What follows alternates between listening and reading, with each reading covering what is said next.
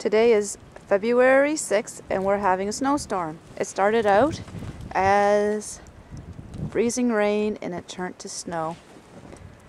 And I'll just show you around. Here's Julia and Christopher playing in the backyard during the snowstorm. Hi Julia! And they're making little houses that we started yesterday. Hi Christopher! Hi! What are you guys doing? You're making igloos?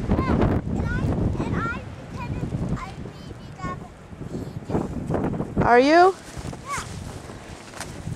How's your little house? Is it warm inside?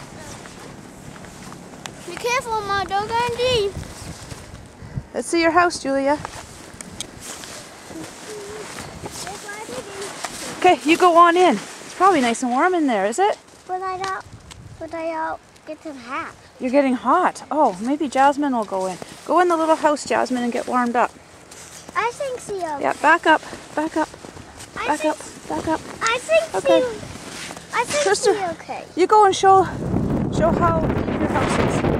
Go on inside, and I can't see because I can't see with just the snow. It doesn't give me any depth. All right, and there's Julia in her little cave. Okay, and only one more thing.